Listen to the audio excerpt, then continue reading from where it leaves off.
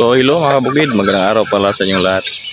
So di ba mga kabukid, nakapagbenta na tayo sa ating mga alaga, yung 50 piraso na mga palakihin nating manok. So bali yun sila ay 3 months na. So ngayon mga kabukid, gusto kong i-share sa inyo mga kabukid kung ano ang naging resulta. Baga ano yung naging magandang nangyari kapag tayo ay nakapagbenta ng ating mga alagang manok. So bali ito, gumawa ako ng ganito para magiging maganda yung ating pag-aalaga ng mga manok. Kumbaga hindi sila, maiwas natin sila sa mga parating na mga pangit na panahon. So bago ang lahat mga kabukid, gusto ko muna i-share sa inyo yung ating mga palakihing mga sisiu. Bali yung 1 month old natin. So inilipat na natin sila mga kabukid sa kabilang pabahay nila. Kasi doon sa kabilang brooder, doon sa brooder nila na walang pailaw, so tinanggal ko na sila doon. So ngayon mga kabukid, ipapakita ko muna sila sa inyo. So yan sila mga kabukid.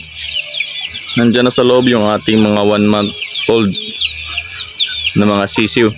So inilipat ko na sila dyan kasi doon sa kabila natin na pabahay, yung brooder natin na walang pailaw, para mayroon ng ammonia. So kumbaga lumalaki na rin kasi sila, kasi malaki na yung mga ipot nila. So ipapasilip ko sa inyo sila mga kabukid kung ano na yung status nila ngayon, kasi dito malawak na yung pabahay nila. So maganda na yung kanilang pakiramdam dito. So tingnan natin sila sa loob mga kabukid.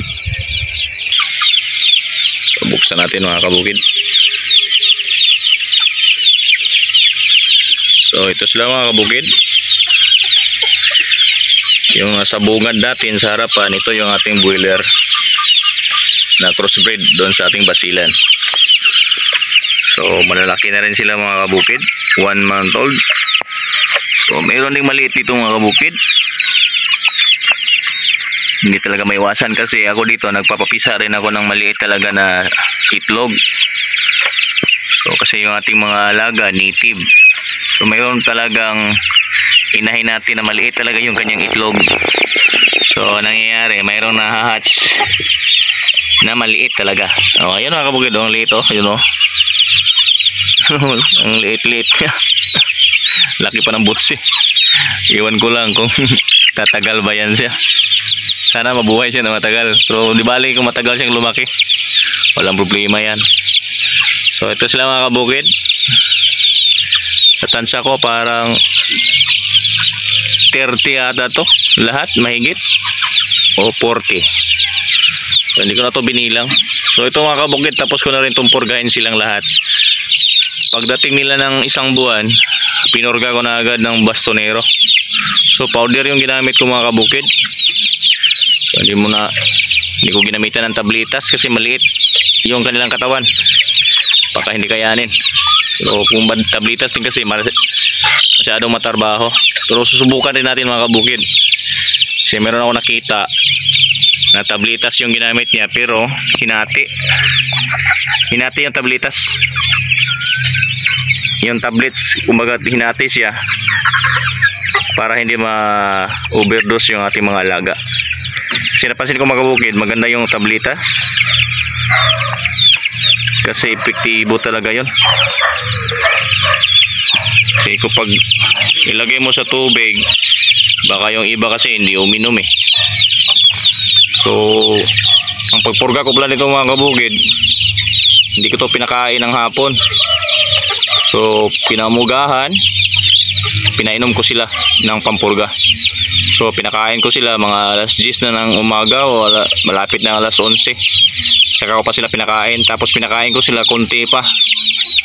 So hindi ko talaga, kumbaga sa 100% na pakain nila, 50% lang yung pakain ko sa kanila. So ayan, sana lumaki sila na maganda mga kabukid. So ito na yung ating 1 month old.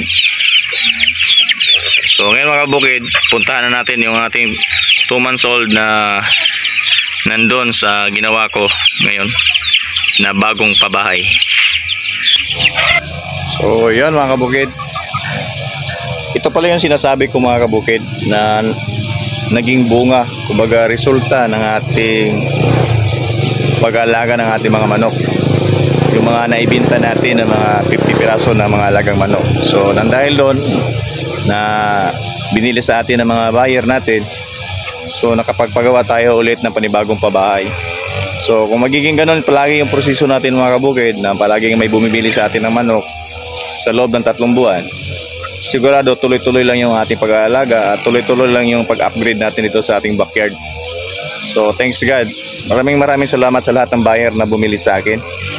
So napapansin nyo mga kabukid, dalawa na yung pabahay natin. So nandun yung isa. So yun ang dinisinfect ko kahapon. So ginawan ko siya ng video kung paano ko siya dinisinfect gamit yung chlorine. So dyan, yung pabahay na yan mga kabukid, dyan natin ilalagay yung ating mga 1 month old. So hihintayin lang natin yung mga 1 month old doon na umabot siya ng isang buwan o 20 days. Depende sa panahon mga kabukid. Kasi tingnan natin yung ano yung status ng ating mga alaga na 1 month old. Kung maliksi na ba sila o titingnan lang natin yung ano yung sitwasyon nila.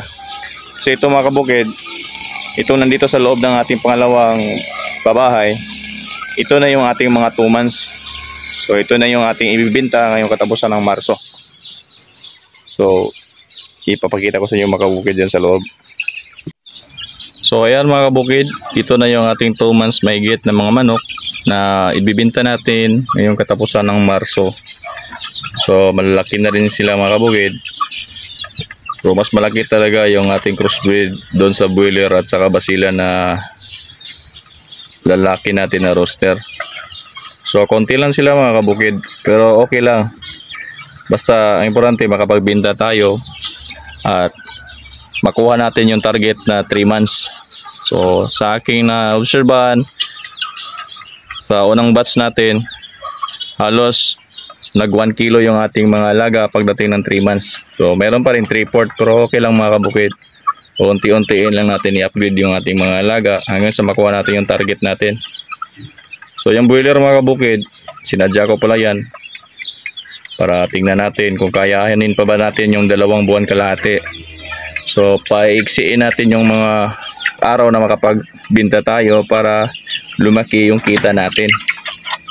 So ayan sila mga kabukid, ang liliksi nila. So ngayon, bali pang 3 araw nila ngayon dito sa pabahay na to.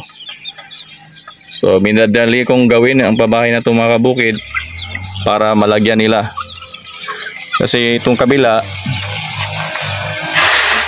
hindi ko nilagay sila dyan para maipreparar natin sila sa sunod na batch. Kasi sa naobserbahan ko dati, nung doon pa, yung area na yon, doon pa natin pinagsama-sama lahat yung ating mga alaga na hindi magkakapareha ng edad, maraming mortality.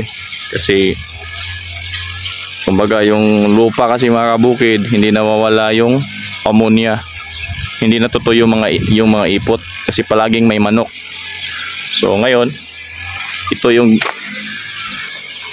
inuunti-unti kong gawin ang mga ganitong estilo para yung area mapahinga siya para sa time na maglagay tayo ng panibagong alaga nating manok. So kahit pa paano mawala yung mga ammonia dyan sa loob ng ating kulungan. So ganyan lang yung ating style ngayon dito mga kabukid. So kailangan natin i-secure yung ating mga alaga. Kasi ang isa sa pinakakalaban talaga ng ating mga alaga ay kasi yung itong bakterya. So ganyan lang yung ating diskarte dito mga kabukid. So thanks God mga kabukid, unti-untiin lang natin yung ating backyard sa pag-upgrade. Kung tuloy-tuloy lang tayo magpapisa, tapos makuha natin yung 3 months, makapagbenta tayo, tuloy-tuloy lang yung ating paggawa ng pabahay sa kanila.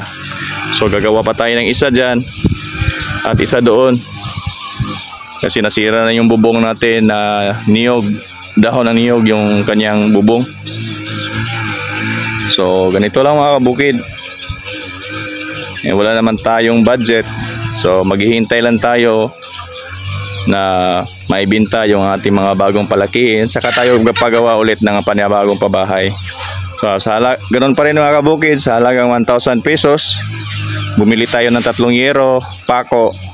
So yung mga kahoy na yan, mga net, sa akin na yan kasi Dito sa amin, libre lang naman yung mga kahoy. Yan o, nakapaligid lang. So nagpuputo lang ako dyan sa gilid. So yan sila mga kabukid. Ito nga sa labas mga kabukid. Yan. So ito yung mga natira na maliliit. So ganyan ang ginagawa ko. So galing sila doon. So pinakawalan ko na lang sila dito. Para doon talagang totally walang manok na maglalakad-lakad doon sa area para maging presko siya sa susunod nating batch na alagaan. So ayan, thanks God, mainit ang panahon ngayon mga kabukid. So ayan mga kabukid, naglagay na rin ako ng net. So ito na yung pangalawa nating range area. So hindi ko pa siya nalagyan sa ilalim. So ito yung ating una.